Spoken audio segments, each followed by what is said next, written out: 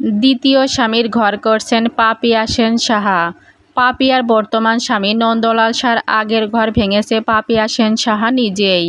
এবার যেন দেরিতে হলেও পাপিয়া সেন সাহাকে নিয়ে এক অবাক করা তথ্য পাওয়া গেল তাদেরই এক ঘনিষ্ঠতার কাছ থেকে।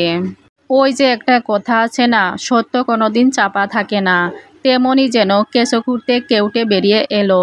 নতুন করে কি বলা হচ্ছে পাপিয়াকে নিয়ে? বন্ধুরা, এ বিষয়ে জানতে সম্পূর্ণ ভিডিওটা দেখে আমাদের সঙ্গেই থাকুন।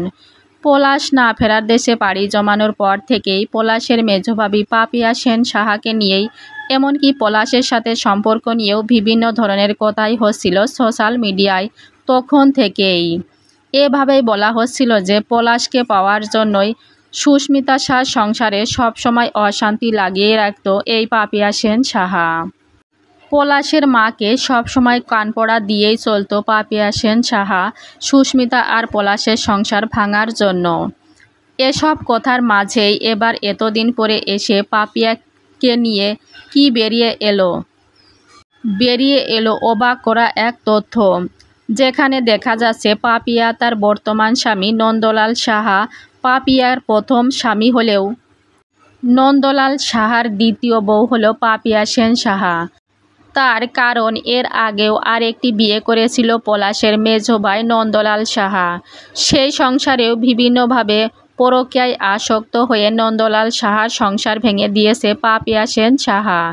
শেষ পর্যন্ত নন্দলাল সাহা বিয়ে করলেন পাপিয়া সেন সাহাকে।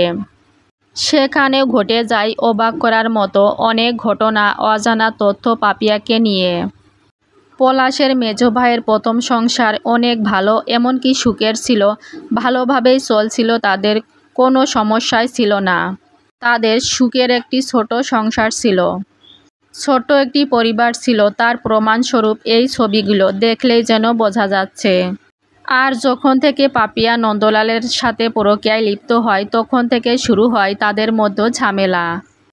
এক পর্যায়ে এসে তাদের মধ্যে ডিভোর্সও হয়ে যায়। ডিভোর্স হওয়ার পর তারপরেই পাপিয়া সেন সাহাকে একটা সময় ঘরে তুলে নেয় নন্দলাল সাহা। আর এভাবেই পলাশের মেজো ভাই নন্দলাল সাহা আগের সংসার ভেঙে যায়। আর সেই সংসার ভেঙে যাওয়ার মূল কারিগরই ছিল নাকি পাপিয়া সেন সাহা। এমন তথ্য এখন বেরিয়ে আসছে একের পর এক। বন্ধুরা, পলাশের মেজো ভাই নন্দলাল সাহার প্রথম সংসার পাপিয়াই ভেঙে দেয়, এমন তথ্য এখন পাওয়া যাচ্ছে নতুন করে। এ বিষয়টা আপনি কিভাবে দেখছেন অবশ্যই কমেন্ট করে জানাবেন কমেন্ট বক্সে। এরকম নিত্য নতুন নিউজ পেতে অবশ্যই চ্যানেলটা সাবস্ক্রাইব করে আমার পাশেই থাকবেন।